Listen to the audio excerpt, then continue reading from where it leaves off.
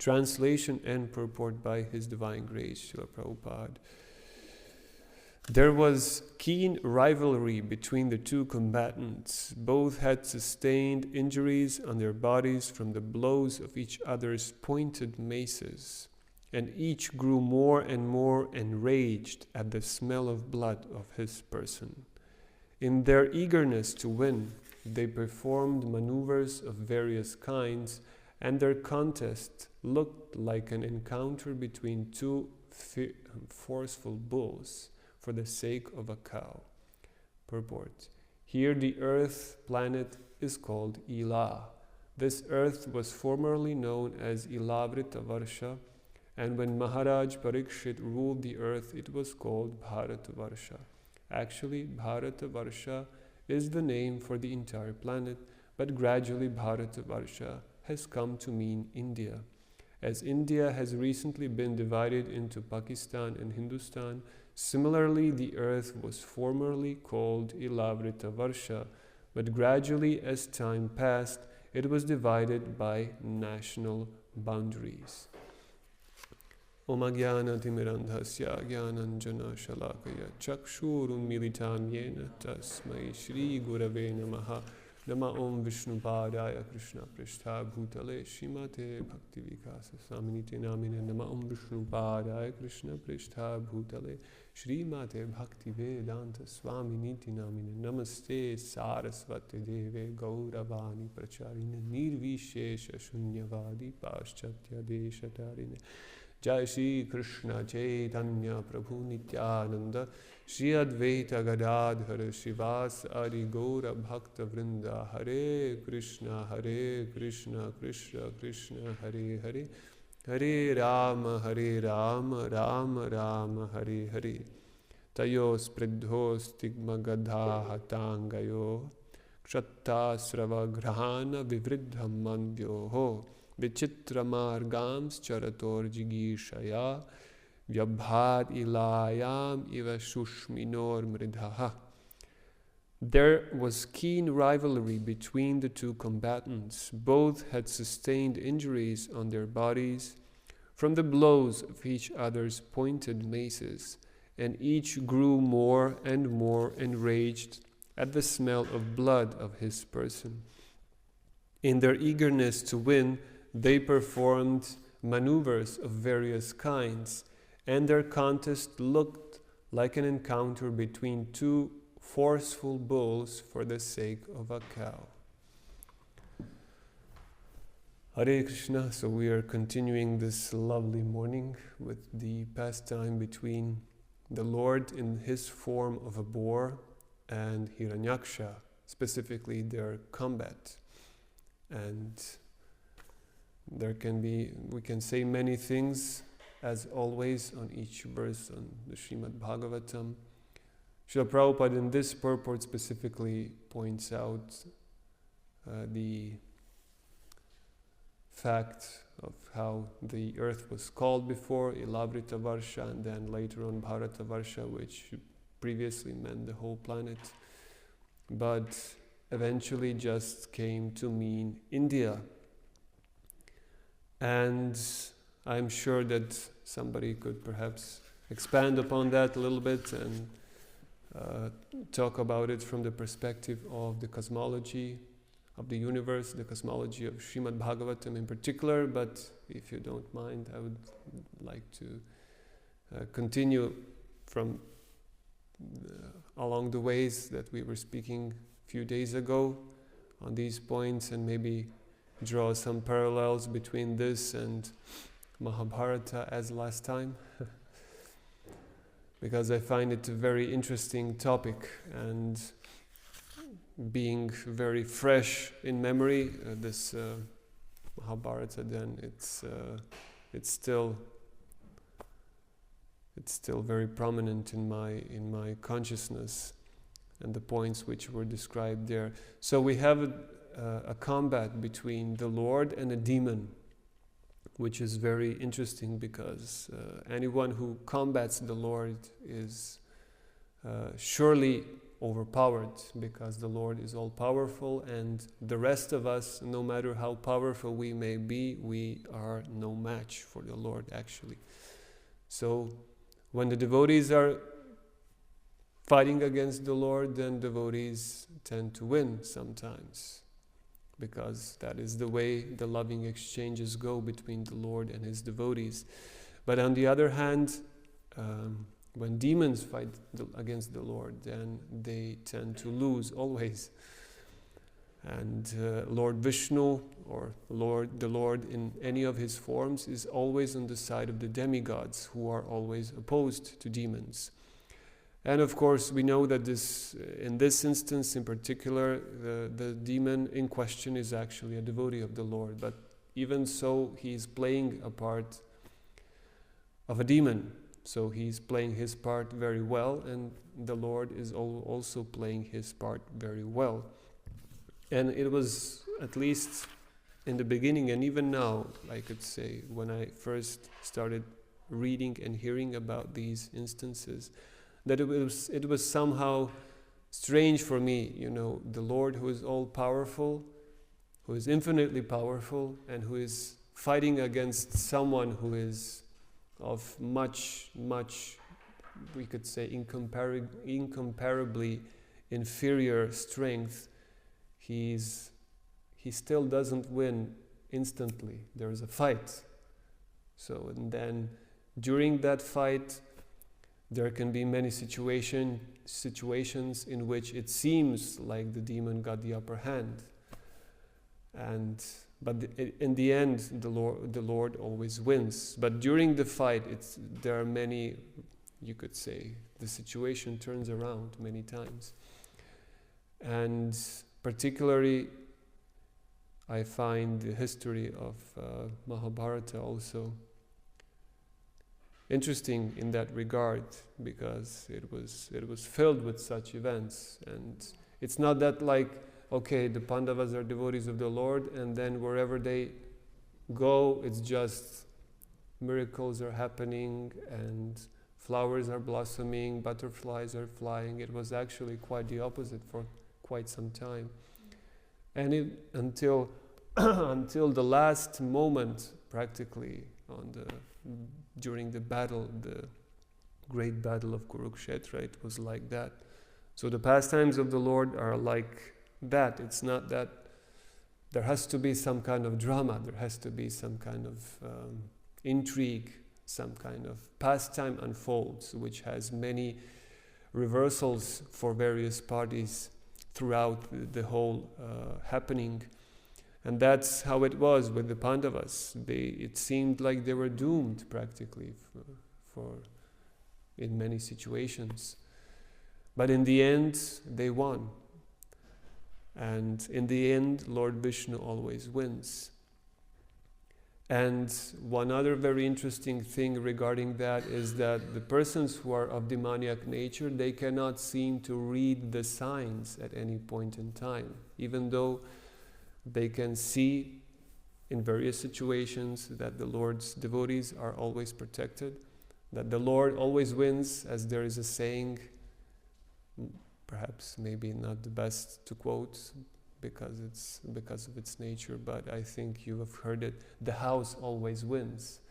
It's like when you're gambling in a casino, the house always wins. It's like the game is already made like that. You cannot, the house will not go broke and all of a sudden you win all the money, because if that happens, then there's no more game. They're the ones who are pulling the strings. They're the ones who are making money, actually. Therefore, the house always wins. And even though every now and then someone wins a little bit, for them it's a fortune, it's a big fortune, but for the house it's practically nothing. So the house always wins, and the Lord always wins, and His side always wins. So even though throughout history there have been so many instances of that, the demons cannot read the signs, and they cannot recognize the fact that they are destined to lose, actually, because they are on the wrong side. And one very vivid example is Duryodhana and his company, who Even though they were defeated so many times, in so many different ways, on many different occasions, still, when the time came to fight the battle of Kurukshetra, then Duryodhana was enthusiastic and he even cherished hopes of winning. Karna also, his right hand in many ways, he was also enthusiastic, even though he was humiliated and defeated many times by the Pandavas.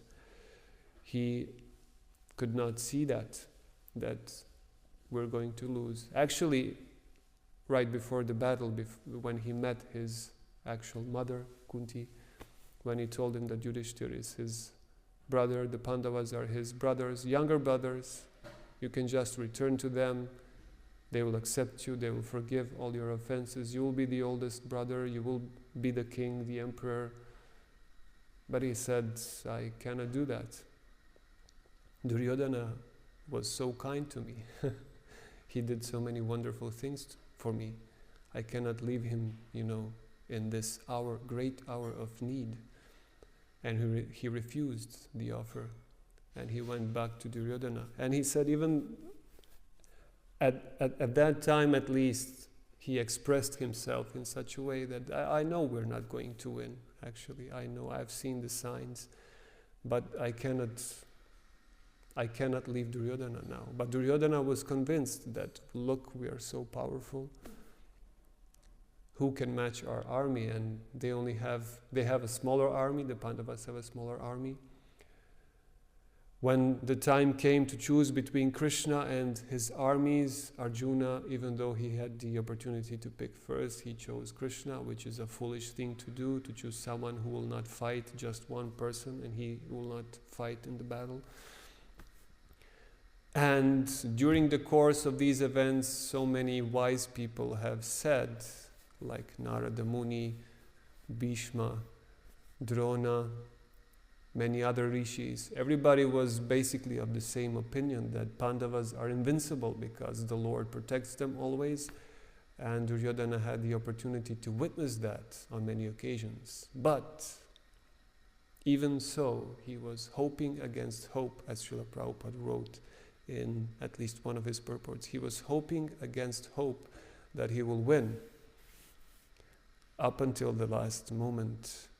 And the day before the battle, he asked his supreme commander Bhishma to describe the forces, their forces and the Pandavas' forces, and talk about various strong warriors on both sides.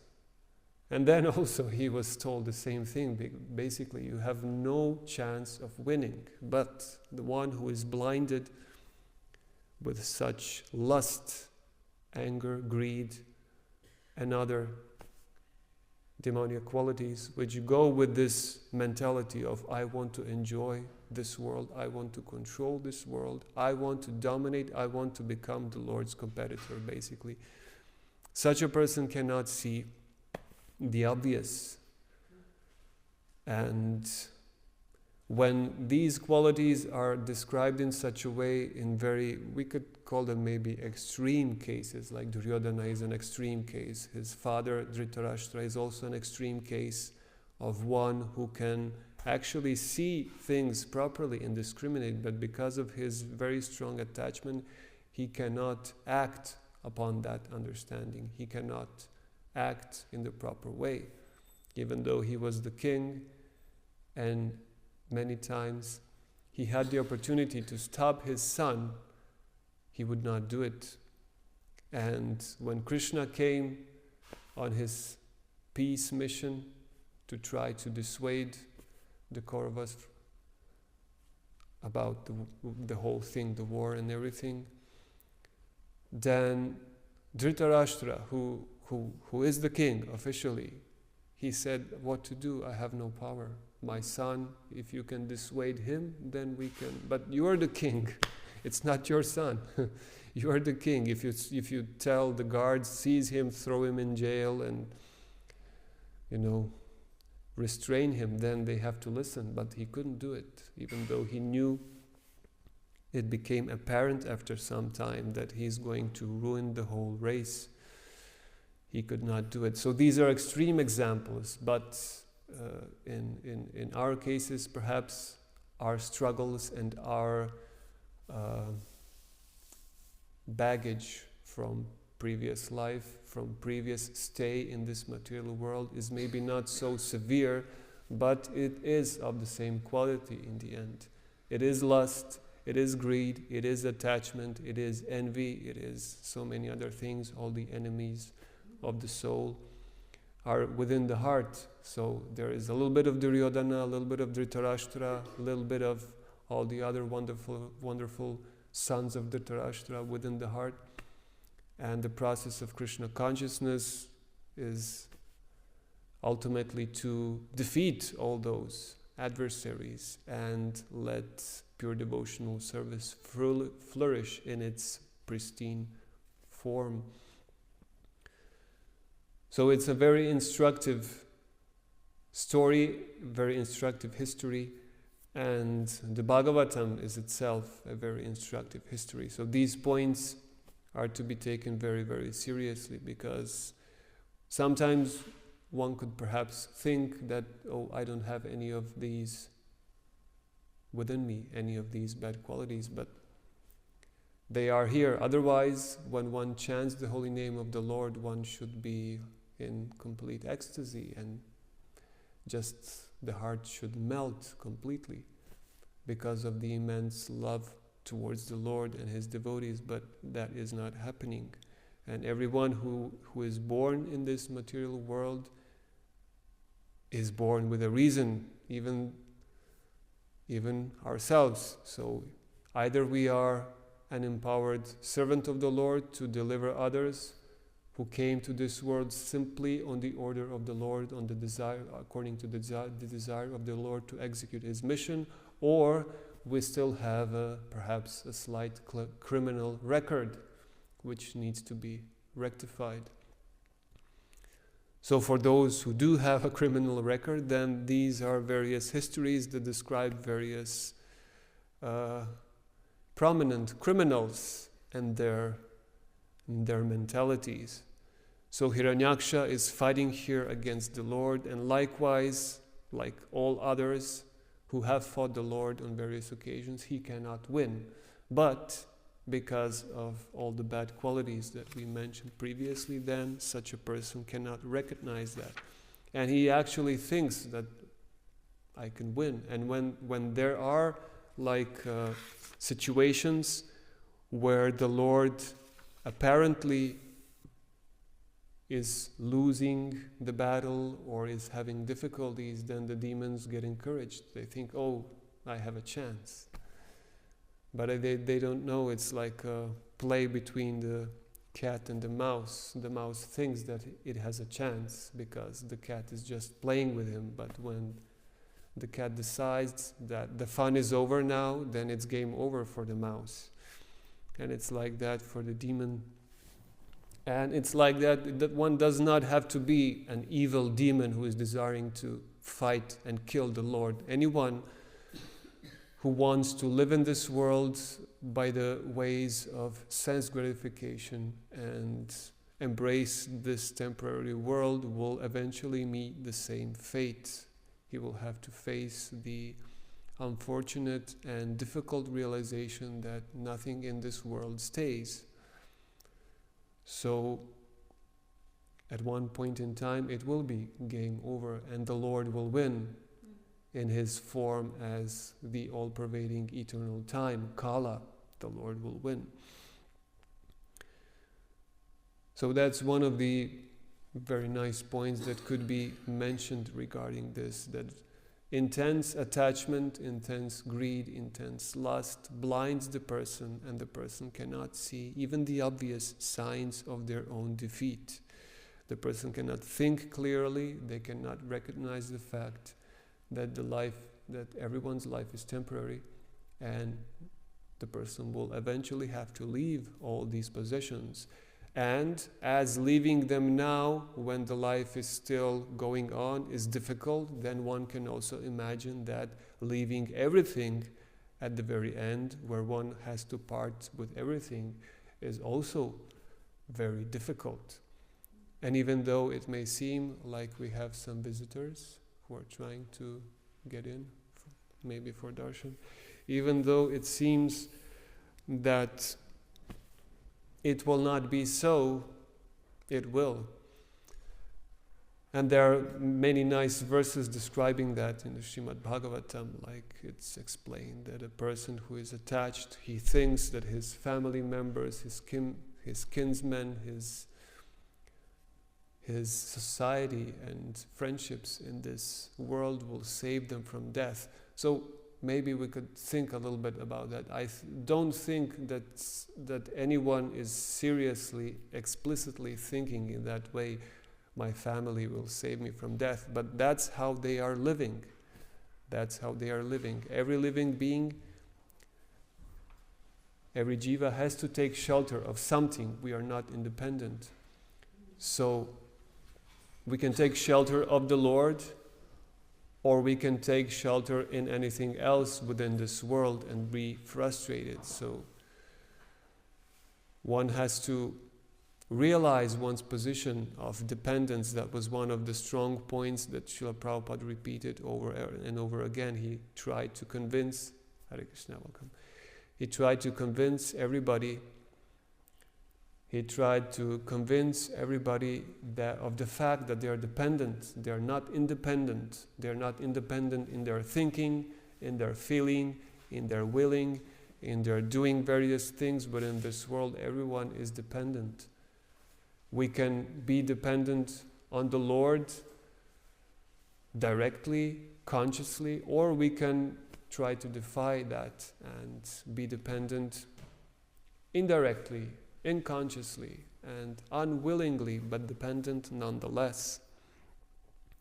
So a person who actually takes shelter of the temporary things within this world, even though he may know that those things will not save me from death, I will die. But what is he doing? He's actually taking shelter and thinking that somehow or other this will bring peace and satisfaction in the end, which unfortunately it will not. And that's one of the main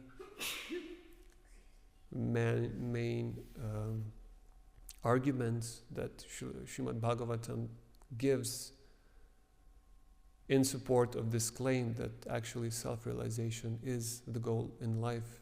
It is the goal of life. It is something to be strived for, because anything else, it just doesn't make any sense. As the Bhagavatam says, in the end, all the kingdoms in the world and all the history, what is left of it after all, is just a list of names. Such and such lived, and such died. And we can look at any particular window, time frame of history and absorb ourselves in that, like some people got stuck. I don't know if you've met such people, but I have. Some people got stuck during the Second World War, and they're over and over again,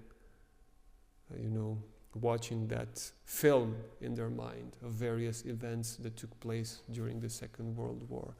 Some people are get stuck in the 70s or the 80s or the 90s or the time of former Yugoslavia here, which was for some a happy time. But all those chapters are over. And even though the things that were happening at that time seemed important at that particular time, that time has passed. And that's how it goes with time in this world. It passes sooner or later. So the great events of Mahabharata are now a history. Before, at some point in time, they were current. They were taking place. This battle between Hiranyaksha and the Lord was current at some point in time. It was the news, the breaking news. Look, Lord Varahadev is fighting with Hiranyaksha. And then it became a history, something which one can just remember. So the great difference, of course, between this kind of history and mundane history is that this kind of history is uplifting. It is something that speaks about the Lord's eternal pastimes, something which, even though from our perspective it may be past, but it will occur again, and the Lord will enact his pastimes again and again and again. But from the perspective of an average inhabitant of this material world, the history is gone. And if we stay in this world with the consciousness, material consciousness of this world, then that's what's going to happen over and over and over again. A person gets absorbed in something, some particular thing of interest or point in time, and then gets frustrated in the end. So, in order for that proper knowledge to develop, in order for that to be possible, then a great lesson needs to be learned. A person needs to walk the path of nivritti, the path of purification, the path of getting disentangled from this material world. Otherwise, no matter how many lessons we hear, how many instances we hear, it will not sink in, it will not stay. It's just something like Duryodhana heard so many times, "You are a fool."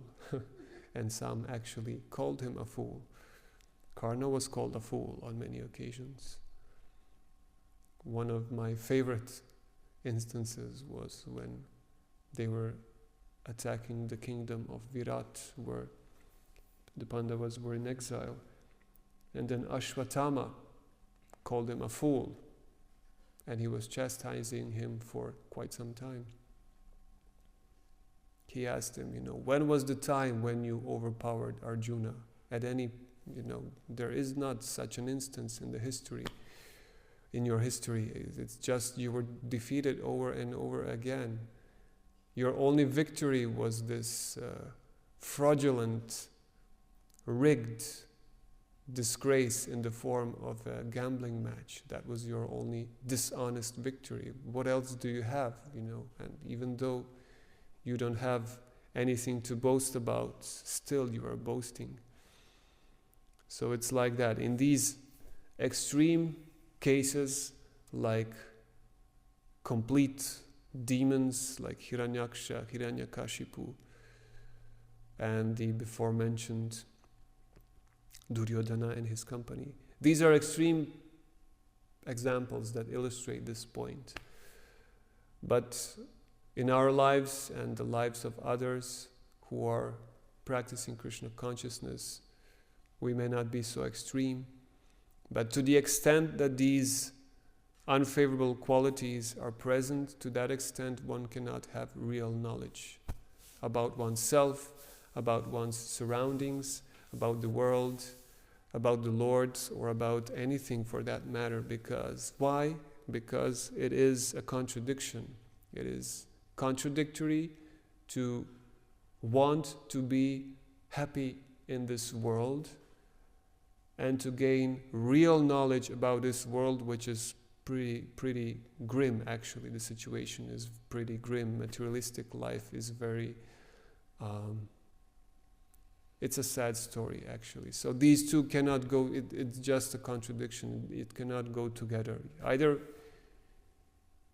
you are attached and you cannot see the reality, the grim reality, and you can just continue with your attachment, or you will get rid of that attachment and then you can see the world for what it really is. So by practicing pure devotional service, then what happens is that one becomes detached and one develops knowledge. Vairagya vidya, as it is said, one develops detachment from the world and accordingly can develop also knowledge and can begin to see the things in their proper perspective. And then one can make peace with the fact that the house always wins, the Lord always wins, and it's good that the Lord always wins, because the Lord is good. He is all good. He is Suhridam Sarvabhutanam, the most well-wishing friend of all living beings. So it is good that the Lord wins. And if we get on board, if we take the Lord's side and not try to get the Lord on our side, as is a fashion with many religious people, they try to have the Lord on their side. But that's not good enough. One should try to be on the side of the Lord, not try to have the Lord on one's side. So that is one of the great lessons of the Bhagavatam and of all Vedic scriptures, that Krishna has everyone's best interest at heart. And if we make our heart one with Krishna's heart, if we make our heart one with the Lord's heart in desire, in terms of wanting to please Him, then it is all auspicious. Thank you. Are there any questions or comments, perhaps?